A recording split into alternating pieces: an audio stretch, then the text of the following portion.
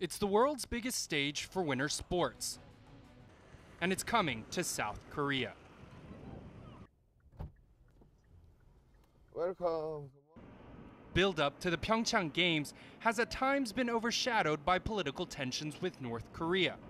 But South Korea has pushed through with more than a decade of planning.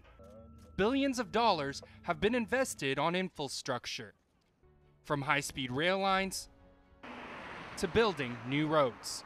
And finer details have also been taken care of, like teaching local taxi drivers English.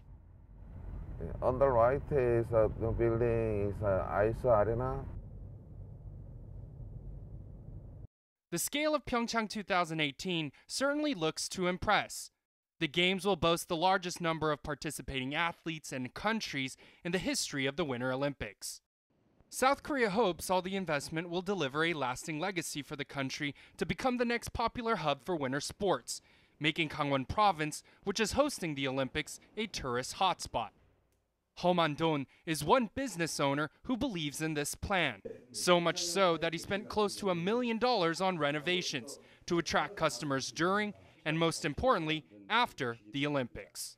이번 평창 동계올림픽에 대해서 강릉시라든가 강원도에서 관심도 많고 저희 숙박업 조합에서도 마찬가지고 협회에서도 관심이 많습니다. This optimism, however, isn't felt by all. There are lingering worries over the financial burden the Games may leave behind in one of the nation's poorest areas, pointing to problems experienced by previous Olympic host cities like Rio. But organizers insist the Olympic effect will benefit future generations. Well, we had the Summer Olympic Games 30 years ago, and that was a really good legacy for generations. And so with the Pyeongchang Winter Olympic Games, what we want to do is not only just, put Korea on the map, but also be able to showcase all about Korea to people around the world.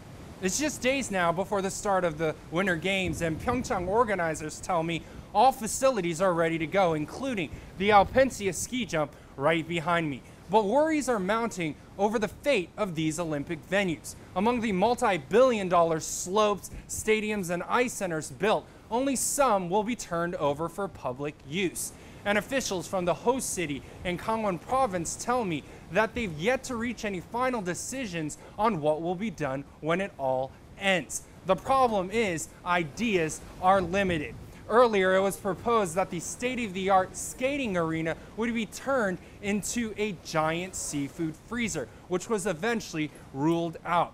Fears are that it'll all go dark, and these cities will turn into ghost towns. And while there are plans to return some of these areas back to their original state, having completely changed the landscape, those efforts may be futile.